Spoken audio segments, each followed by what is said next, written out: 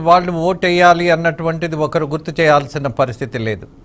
అలాగే మరొకరు మోటివేట్ చేయాల్సిన అవసరం కూడా లేదు. కారణం ఏంటంటే ఓటు వేయకపోతే అలాగే సరైన అభ్యర్థిని ఎన్నుకోకపోతే వచ్చే ప్రమాదం ఏంటో తెలుసా?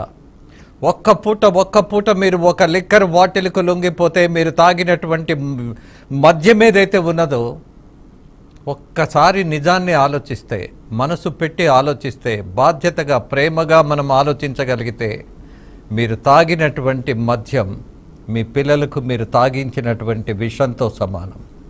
ఖచ్చితంగా దీన్ని మీరు సీరియస్గా తీసుకోవాలి అని ఓటర్లు గమనించాలి. ఎస్ వాసు, మళ్ళీ విల్ కమ్ బ్యాక్ అగైన్. అలాగే లిఖిత మా కరస్పాండెంట్, ఆమె కూడా సిద్ధంగా ఉన్నారు. అలాగే అక్కడ ఉన్నటువంటి తాజా సమాచారం, మీకున్న సమాచారం ఏంటమ్మా? మీకున్న అబ్జర్వేషన్ ఏంటి?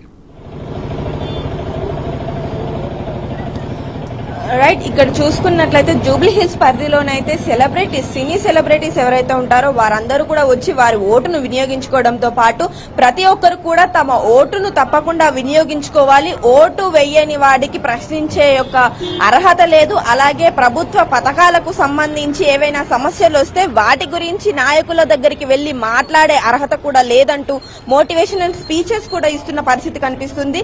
ఏ పార్టీ ఏ వర్గం అనేది కాదు, కేవలం ఓటు మాత్రం వినియోగించుకోవాలి అంటూ కూడా చాలా వరకు సినీ సెలబ్రిటీలు చెప్తున్న పరిస్థితి కనిపిస్తుంది. అయినప్పటికీ కూడా కొంతవరకు ఓటింగ్ అనేది చాలా నెమ్మదిగా నడుస్తుంది. ఉదయం 7 గంటలకి ఈ యొక్క ఓటింగ్ ప్రాసెస్ స్టార్ట్ అయినప్పటికీ కూడా ఇప్పటికే దాదాపు 1 అవుతున్నా కానీ ఈ యొక్క ప్రాసెస్ అనేది ఇంకా నెమ్మదిగానే సాగుతుంది. అంతేకాకుండా కొంతమంది ఎండలకు భయపడో లేకపోతే వర్షం వస్తుందని భయపడో ఇక్కడ సిటీలో చూసుకున్నట్లయితే చాలా వరకు ఓటింగ్ తక్కువ అయినప్పటికీ కూడా తెలంగాణ రాష్ట్ర వ్యాప్తంగా కూడా పల్లెటూర్లలో ఓటింగ్ అనేది చాలా ఎక్కువగా నడుస్తుందనే విషయం అయితే క్లియర్ కట్ గా తెలుస్తోంది. అంతేకాకుండా చాలా వరకు పోలింగ్ కేంద్రాల వద్ద ఇప్పటికే ఈసీ ఎన్నో ఏర్పాట్లను అయితే చేయడం జరిగింది. ఓటర్లను ఆకర్షించే విధంగా, అలాగే వారికి సంబంధించి ఎలాంటి ఇబ్బంది కలగకుండా వృద్ధులు చాలా మంది వచ్చి ఓట్లు వేస్తున్నారు. వారికి కారు దిగలేని పరిస్థితి, నడవలేని వృద్ధులు ఎవరైతే ఉంటారో వారికి సంబంధించి వీల్ చైర్స్ ని కావచ్చు, వాలంటీర్స్ ని కావచ్చు ఏర్పాటు చేయడంతో పాటు లోపల మెడికల్ ఫెసిలిటీస్ ని కూడా కొంతమంది ఏర్పాట్లు చేయడం అయితే జరిగింది. ఎవరైనా ఒకవేళ డిహైడ్రేట్ అయ్యి కింద పడిపోయే పరిస్థితి ఉంటే వారిని కూడా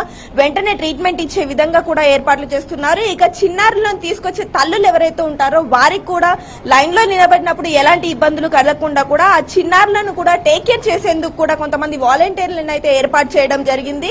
అండ్ అలాగే నడవలేని వారు ఎవరైతే ఉంటారో, కొంతవరకు ఆరోగ్యం సరిగ్గా లేని వారు, పోలింగ్ కేంద్రాలకు రాలేని వాళ్ళు ఎవరైతే ఉంటారో వారి దగ్గరికి కూడా వెళ్లి వారిని కూడా ఇక్కడికి తీసుకొచ్చే ప్రయత్నం అయితే చేస్తున్నారు. అంతేకాకుండా ఇంతకు ముందే జీవిత రాజశేఖర్ కూడా ఇక్కడికి రావడం జరిగింది. వారి ఓటును కూడా వినియోగించుకునే ప్రయత్నం అయితే చేస్తున్నారు. మనం క్లియర్ గా చూడవచ్చు వారి ఓటును వినియోగించుకొని ఇప్పుడే బయటికి వస్తున్న పరిస్థితి అయితే కనిపిస్తుంది. జీవిత అలాగే రాజశేఖర్ ఇద్దరు కూడా వారి యొక్క ఓటునైతే వినియోగించుకున్నారు. ఇక్కడ మనము చూడొచ్చు వారి యొక్క ఓటును వినియోగించుకున్నట్లు కూడా వాళ్ళు చెప్తున్నారు. అండ్ అంతేకాకుండా ప్రతి ఒక్కరూ తమ ఓటును వినియోగించుకోవాలంటూ కూడా ఓ సమాచారాన్ని అయితే వాళ్ళు అందిస్తున్న పరిస్థితి కనిపిస్తుంది. సో మనం లిఖిత, సెలబ్రిటీస్ ఎవరైతే ఉన్నారో వాళ్ళు కూడా వాళ్ళ ప్రయత్నం చేశారు ప్రజల్లో చైతన్యం తీసుకురావడానికి. అలాగే సినిమా నటులు చాలా మంది లైవ్ షోలు కూడా చేసినటువంటి ఆ ప్రయత్నం కూడా అభినందిద్దాం. బట్ స్పందన చూసినప్పుడు one of the young journalist గా మిమ్మల్ని ఒకే ఒక విషయం మీ ద్వారా ప్రజలకు తెలియజేయాలనుకుంటున్నా. ఇక్కడ హైదరాబాద్ లో జరుగుతున్నటువంటి IPL మ్యాచ్లు జరుగుతున్నటువంటి స్టేడియంకి వెళ్ళండి. ఎన్ని వేల మంది అక్కడ కిక్కిరిసి నెట్టుకుంటూ కొట్టుకుంటూ అలా పడుకుంటూ లేచుకుంటూ ఎంత ఉత్సాహంగా ఒక క్రికెట్ మ్యాచ్కి వెళతారు. దాన్ని నేను తప్పుపట్టట్లా, చూడాల్సిందే మ్యాచ్లు, there is no doubt about that. But ఈ మ్యాచ్కి మీరు వెళ్ళాలి అని అంటే సరైనటువంటి పాలన ఉండాలి. పాలన అనంటే లా అండ్ ఆర్డర్ ఉండాలి, అలాగే ట్రాఫిక్ సమస్య లేకుండా ఉండాలి, అలాగే మీకు ఆ ఏర్పాట్లు చేయగలిగేటటువంటి ఒక పటిష్టమైనటువంటి యంత్రాంగం అంటే ప్రభుత్వం ఉండాలి. ఆ ప్రభుత్వాన్ని ఎన్నుకునేది మీరే, ఆ ప్రభుత్వాన్ని నిర్దేశించేది మీరే, ఆ ప్రభుత్వాన్ని నడిపించాల్సింది మీరే. ఆ నడిపించడంలో విధానం ఉన్నది ఒకటి ఎన్నికల సందర్భంగా ఓటు వేయటం. మీరు వేసే ఓటు మీకు వచ్చేటటువంటి ఒక ప్రయోజనంగా భావించాలి, అభివృద్ధికి సంకేతంగా భావించాలి.